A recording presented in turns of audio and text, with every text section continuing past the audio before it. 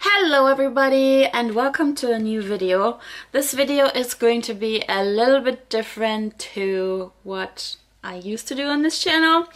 I thought I'm going to do what I've seen a lot of YouTubers do, and I really enjoy watching these videos. Just like a casual sit down here with my coffee, and what I'm talking today about is my self-publishing story. And I didn't write any notes down, so let's see how this goes. Could be quite a while, I'm not sure. Let's jump into it. So, when did my self-publishing story actually start? Now we're in 2018, and my self-publishing story dates back to all the way to 2015. May 2015 is when I created my first website that is still online, everywheremel.com. This is I started this as an au pair blog. I was writing blog posts about being an au pair, giving my advice on being an au pair, etc. And then I started to interview girls, etc. And then that same summer is when I decided, okay, let's do it. I want to write a book. And I had absolutely no idea how, but I knew I could do it. Don't ask me why. I knew how. I knew that I could do it, but I just knew I could do it. I just started, and I just kept writing and rewriting, and I just did it. And so between 2015 and the publication of this book, November 2017, obviously more than 2 years. Yeah, so what happened is that now that I think about it, I feel like I forgot a lot of things. I think I did I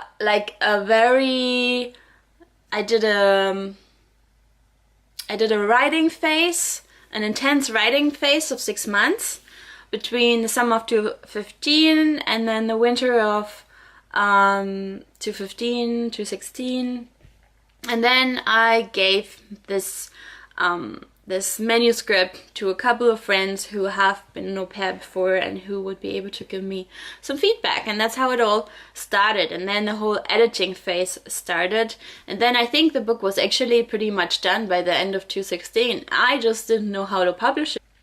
And obviously there's a difference between publishing with a publishing house and self-publishing, but I think I'm going to do a separate video on that. I just wanted to film my story today, and yeah, I just decided for self-publishing, and I'm going to explain in the other video why. But basically, I had to figure out all the steps that I needed to take for self-publishing because, like I said, I had no idea. So I needed to find somebody to do the cover for me and the formatting, because I wanted the book to look very professional, because I knew what I wrote was very good content, and I also wanted the cover to display that. So that took me a while to actually make a decision on who to hire. I had no idea again. In the end of the day, I went here on YouTube and I looked at some of the author tubers, and one of them suggested a company, and I asked her, can you recommend this company to me? And she said yes. And in the end of the day, that was actually it. I just went for it because in the end of the day, I just wanted to move forward. I really wanted this book to get published, and if you stay stuck for too long and you don't make any decisions, like my manuscript was sitting on my computer for such a long time, it was actually ready, but I was just stuck on those formalities, and I just needed to move forward.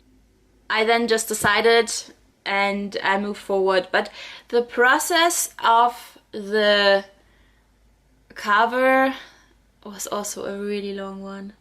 I asked so many people on their opinion, what they thought of the cover. I think I almost asked too many people because I got a bit confused, and it just took me a really long time to decide on the final cover. But I'm really happy with the cover now, but it just took a really long time. And then I thought the book would be ready to be published in the summer of 2017, but then there were just several setbacks. I took one step and I didn't know about something, and then I had to do research, and it just, like, weeks went by, months went by, and then there were so many errors in the script that I didn't think there would be any more errors. I thought it was ready, but it wasn't. And I had to keep working on show files, so that in the end it did not get published until November the 7th. But when that happened, that was such an exciting day, even though I did not really get to celebrate it in a big way, because at the time I was staying in a small town in the UK and I didn't know many people. So I knew I was ready. I asked my friend in Germany if she could be with me on the phone while I pressed publish, and so I did, and we celebrated a little bit together on the phone, and I was finally a published author, and I felt really good but also really weird. I don't know, I mean, if you have ever published a book, tell me how you felt when you published your first book. I felt good but weird, and I don't know how else to describe it. And then but I felt really, really good. I felt really good. Thinking about it, I'm feeling really good again. And now it's actually coming up to the first year. I'm going to film a video for that particular reason. The first birthday of my first book is coming up. It's a little bit like my baby. I know that sounds strange, but I'm sure a lot of you can understand. It's like writing a book is such a long process, and it's such hard work, and when it finally comes out into the world, it's kind of like a book birth. It is, it really is. And yeah, so I wrote a second book, and I'm also talking about this a little bit here because that's also part of my self-publishing story. So with the first book, to be completely honest with you, I didn't do that much research between regular publishing and self-publishing. I just went straight for self-publishing. I did a bit more research on it when it came to the second book, but I still decided on self-publishing. And so I published my second book, Love Life Simplified. I published it less than a year after the first one. I published it on September the 1st of this year, 2018. And I was able to publish this book a lot quicker. One, because I knew the formalities. Two, because at the end of 2016, I finished my full-time job as a nanny, and I'm still doing other jobs apart from writing to support my living, but I wasn't tied to this regular nanny schedule because it is quite tight. I didn't have that much time for writing, so I freed some time for me to focus more on the writing process, and this is the reason I was able to publish the second book much quicker than the first one. And I'm just thinking, is there any more on the self-publishing story? pretty much it for my self-publishing story so far. If you have any question, please comment below.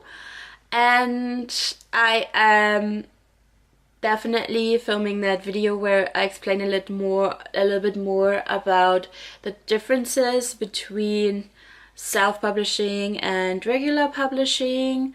And I'm also quite active on Instagram, so please follow me on Instagram. My name is melanie.josephine, and I am so grateful that you're here with me watching this video, and I wish you a wonderful day, and I'll see you in my next video.